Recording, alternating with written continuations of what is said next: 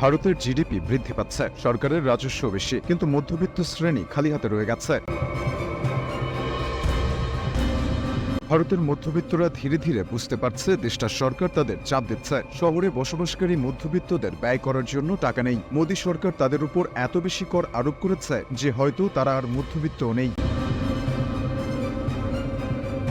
ভারতীয় কোম্পানিগুলির ত্রৈমাসিক ফলাফল দেখাচ্ছে উচ্চবিত্তের কাছে ব্যয় করার জন্য প্রচুর অর্থ আছে এবং তারা তা ব্যয় করছে। এই উচ্চবিত্ত শ্রেণী প্রিমিয়াম পণ্য এবং পরিষেবার দিকে ঝুঁকছে, কিন্তু মধ্যবিত্ত শ্রেণী কর এবং মুদ্রাস্ফীতির কারণে এতটাই বোঝা অনুভব করছে যে তারা প্রাথমিক স্তরের পণ্য কিনছে না। নিম্নবিত্তরা এত দরিদ্র যে তারা বিনামূল্যে রেশনের উপর নির্ভর করতে বাধ্য হচ্ছে।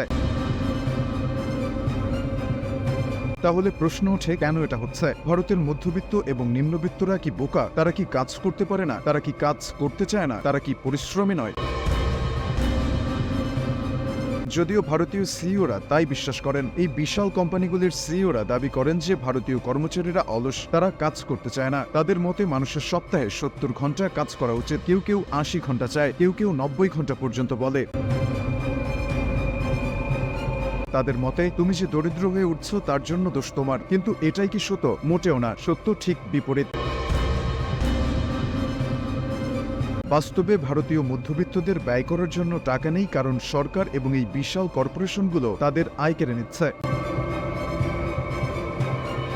২০২৪ সালের মার্চ মাসে শেষ হওয়া অর্থবছরে ভারতীয় কর্পোরেশনগুলির রেকর্ডকৃত মুনাফা ছিল ২০০৮ সালের আর্থিক সংকটের পর ১৫ বছরের মধ্যে সর্বোচ্চ। এফআইসিসিআই এর একটি প্রতিবেদন অনুসারে ২০১৯ থেকে ২০২৩ সালের মধ্যে ৬টি প্রধান ক্ষেত্রে ভারতীয় কর্পোরেটদের মুনাফা ৪ গুণ বৃদ্ধি পেয়েছে।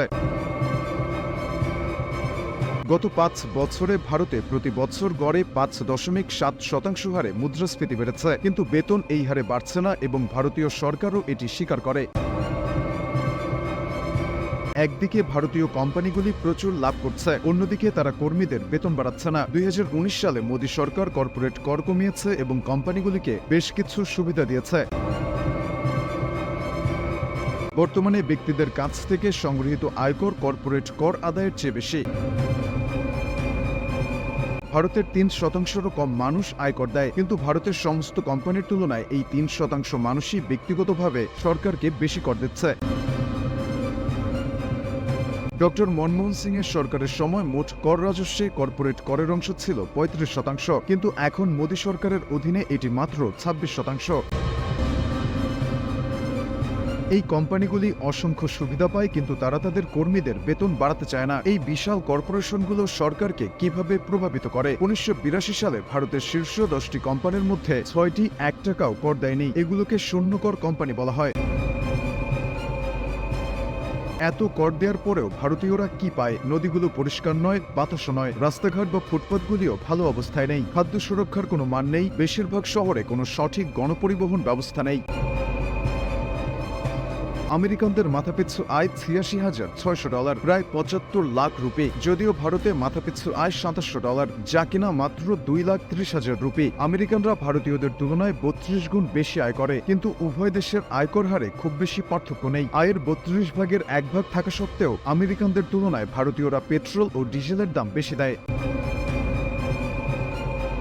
ভারতীয় সরকার মধ্যবিত্তদের টাকা কেড়ে কর্পোরেটদের হাতে তুলে দিচ্ছে। বিভ্রান্ত করার জন্য এই রাজনীতিবিদরা ধর্ম এবং বর্ণ ব্যবহার করবে। ভারতীয় বিশেষজ্ঞদের মতে কর্পোরেট সরকার মাফিয়ার বিরুদ্ধে ঐক্য গড়ে না তুললে মধ্যবিত্তরা হারিয়ে যাবে।